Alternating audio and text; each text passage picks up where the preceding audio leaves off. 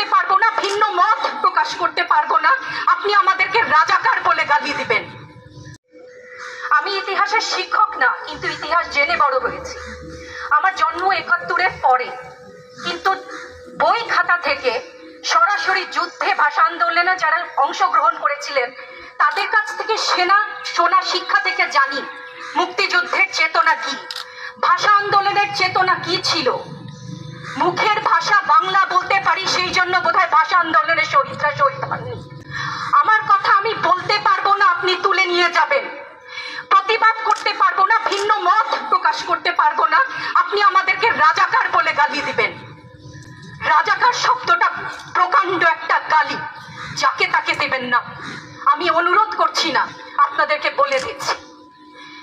আমার ছাত্রদের কথায় আমি কিছুটা পরে আসছি, সেখানে আমাদের সহকর্মীরা যারা বলেছে সেখানে আমি পূর্ণ একমত।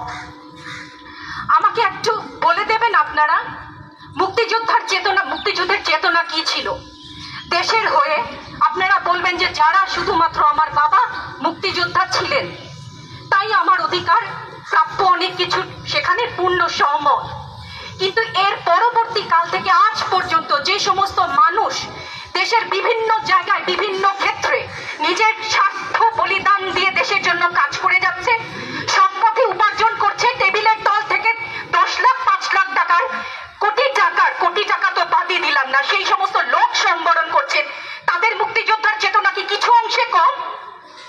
সেই প্রতিবাদ করলে আপনি আমাদেরকে বলবেন রাজাকার।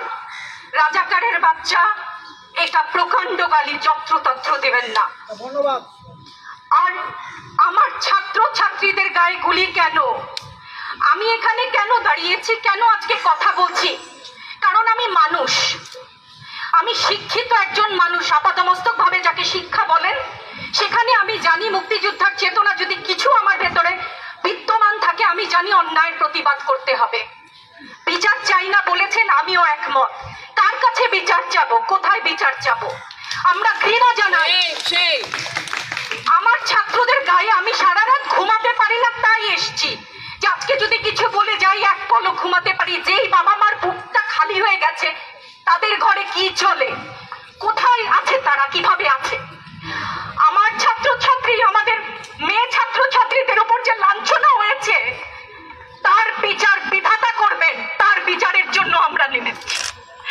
আপনারা আমাদের মুখ বন্ধ করতে পারবেন না। মুক্তিযুদ্ধের চেতনা থেকে জানি আমরা জন্মেছি একবার, মরবো একবার। ভয় দেখাবেন না। ছাত্রছাত্রীদের উপর জুলুম বন্ধ না করলে পরিণতি ইতিহাস বলে দেয় কারো জন্য